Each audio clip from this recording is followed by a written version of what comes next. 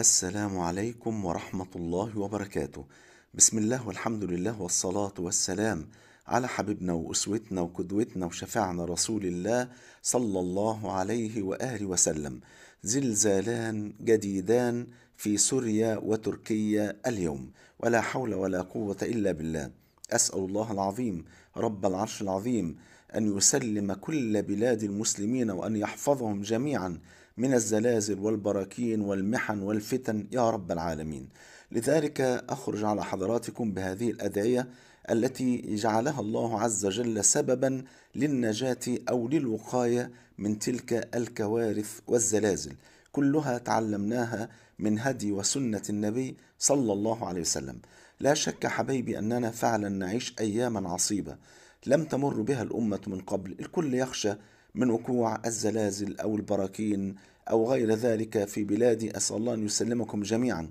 ولذلك فأنا أهدي لحضراتكم تلك الكنوز، نعم ورب الكعبة، تلك الكنوز الثلاثة للوقاية إن شاء الله من الزلازل ومن غيرها.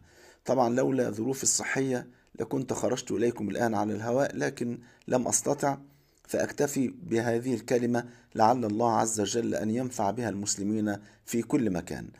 الوقاية الأولى كما جاء في الحديث الذي رواه أبو داود والنسائي بسند صحيح أن النبي صلى الله عليه وسلم علمنا أن نستعيذ بالله عز وجل من تلك الأشياء. فكان النبي صلى الله عليه وسلم يقول: اللهم إني أعوذ بك من الهدم. خدوا بالكم، أرجو أن أنتوا تكتبوا ورايا الأدعية ديت. اللهم إني أعوذ بك من الهدم. الهدم اللي هو سقوط بناء على الإنسان سواء بزلزال أو بغير ذلك. وأعوذ بك من التردي، يعني الوقوع من مكان عالي سواء جبل أو عمارة أو غيرها. وأعوذ بك من الغرق أي بالماء، ومن الحرق أي بالنار. وأعوذ بك أن أموت لديغا أي من لدغ الحيات أو العقارب. نقول الدعاء كله على بعضه واكتبوه حضراتكم. اللهم إني أعوذ بك من الهدم، وأعوذ بك من التردي، وأعوذ بك من الغرق والحرق، وأعوذ بك أن أموت لديغا. وإنما استعاذ النبي صلى الله عليه وسلم من تلك الأشياء لأنها تأتي بغتة، تأتي فجأة، فهذا هو ما يسمى بموت الفجأة، بحيث الإنسان لا يستطيع أن يتدارك نفسه بالتوبة أو العودة إلى الله، أو أن يكتب وصيته، أو أن يرد المظالم التي عليه. ولذلك استعاذ النبي صلى الله عليه وسلم من كل ذلك، لأن ذلك يترتب عليه موت الفجأة. ده الكنز الأولاني من الأدعية الواقية من تلك الزلازل. أولها اللهم إني أعوذ بك من الهدم. الكنز الثاني ما جاء في الحديث الذي رواه الترمذي بسند صحيح أن النبي صلى الله عليه وسلم قال: ما من عبد، وركزوا معايا واكتبوا ورايا بالله عليكم الأدعية دي، ما من عبد يقول في صباح كل يوم ومساء كل ليلة، الدعاء هو بقى: بسم الله الذي لا يضر مع اسمه شيء في الأرض ولا في السماء وهو السميع العليم 3 مرات فيضره شيء. يعني اللي يقول هذا الكلام 3 مرات في الصباح وفي المساء لا يمكن أن يضره شيء بفضل الله سبحانه وتعالى. وإن قدر الله عز وجل غير ذلك فيكون ذلك ابتلاء وامتحان، ويكون ذلك من أجل أن يفوز الإنسان بأجر الشهادة. أسأل الله أن يسلمكم من كل شيء. فالنبي صلى الله عليه وسلم علمنا أن نقول في الصباح 3 مرات وفي المساء 3 مرات، يعني مع أذكار الصباح والمساء: بسم الله الذي لا يضر مع اسمه شيء في الأرض ولا في السماء وهو السميع العليم. ولذلك يحكى أن أحد السلف أخبروه أن بيته احترق، فقال: مستحيل، لا يمكن يكون البيت اتحرق. قالوا له: ازاي، ده القرية كلها اتحرقت.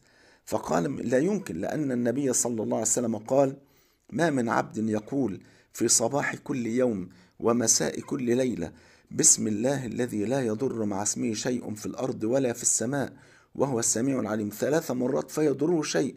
وقد قلت هذا الدعاء، فلما ذهبوا إلى هناك وجدوا أن البيوت التي حول بيته كلها قد احترقت إلا بيت هذا الرجل بفضل الله سبحانه وتعالى. الكنز الثالث والأخير أحبابي، كما جاء في الحديث الذي رواه أحمد والبزار بسند صحيح، أن النبي صلى الله عليه وسلم علمنا هذا الدعاء الجامع الذي يكون سببا إن شاء الله سبحانه وتعالى في النجاة من كل مكروه ومن كل سوء في الدنيا بل وفي الآخرة. قال صلى الله عليه وسلم: اللهم إني أسألك العفو والعافية في الدنيا والآخرة. اللهم إني أسألك العفو والعافية في ديني ودنياي وأهلي ومالي. اللهم استر عوراتي وآمن روعاتي. اللهم احفظني من بين يدي ومن خلفي وعن يميني وعن شمالي ومن فوقي، وأعوذ بعظمتك أن أغتال من تحتي. الله أكبر، هي الزلازل ايه، وأعوذ بعظمتك إيه أن أغتال من تحتي. فالدعاء ده دعاء جامع ودعاء عظيم جدا، أكرره لحضراتكم مرة أخيرة. يبقى الثلاث أدعية هنقولهم مرة بعض كده: اللهم إني أعوذ بك من الهدم، وأعوذ بك من التردي، وأعوذ بك من الغرق والحرق، وأعوذ بك أن أموت لديغا. ده رقم واحد.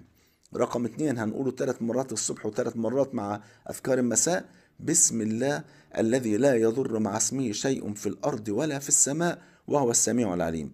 الدعاء الأخير: اللهم إني أسألك العفو والعافية في الدنيا والآخرة. اللهم إني أسألك العفو والعافية في ديني ودنياي وأهلي ومالي. اللهم استر عوراتي وآمن روعاتي، يعني ما تخليش يعني أي شيء يفزعني عياذا بالله. وآمن روعاتي. اللهم احفظني من بين يدي ومن خلفي وعن يميني وعن شمالي ومن فوقي، وأعوذ بعظمتك أن أغتال من تحتي. ثم أنبه تنبيها أخيرا إخواني وأحبابي، أنبه تنبيها في غاية الأهمية: التوبة التوبة العودة إلى الله. بالله عليكم لا تناموا هذه الليلة إلا على توبة صادقة، وعليكم بكثرة الاستغفار، وبخاصة دعاء سيد الاستغفار. فمن قاله من الليل موقنا به ومات في تلك الليلة كان من أهل الجنة كما جاء عند البخاري. ومن قاله من النهار موقنا به ومات في ذلك اليوم كان من أهل الجنة. وأخرجوا صدقات على قدر الاستطاعة، ولو يعني ولو جنيه، ولو 5 جنيه. سبق درهم 100,000 درهم. وقد قال النبي صلى الله عليه وسلم: صنائع المعروف تقي مصارع السوء، وصدقة السر تطفئ غضب الرب. ونحن نحتاج جميعا أن نتوب وأن نعود إلى الله سبحانه وتعالى. اللي مش لابس حجاب نام الليلة دي على نية إن شاء الله من بكرة هلبس حجاب. والله العظيم أعظم نية تنام عليها في هذه الليلة. اللي بيعق أمه وأبوه يراضيهم، اللي واكل حرام يرد المال ده لأصحابه، اللي واكل حقوق الناس يردها لهم، اللي عليه مظلمة يتحلل منها، اللي ما بيستغفرش يكتر من الاستغفار، ومن من ذكر الله سبحانه وتعالى، ومن الاستغفار، ومن الصلاة على النبي صلى الله عليه وسلم. فمن أعظم فوائد الصلاة على النبي صلى الله عليه وسلم كما قال النبي صلى الله عليه وسلم لأبي بن كعب: إذا يعني لو كترت من الصلاة على النبي صلى الله عليه وسلم يكفيك الله همك ويغفر لك ذنبك. أسأل الله عز وجل أن يسلم كل بلاد المسلمين من الزلازل والبراكين والمحن والفتن يا رب العالمين، وأن يرزقكم الأمان في الدنيا والآخرة، وأن يجمعنا وإياكم مع سيد ولد آدم صلى الله عليه وسلم في الفردوس الأعلى. سامحوني على صوتي والله لشدة المرض. جمعني الله وإياكم مع النبي في الجنة. بحبكم في الله، والسلام عليكم ورحمة الله وبركاته.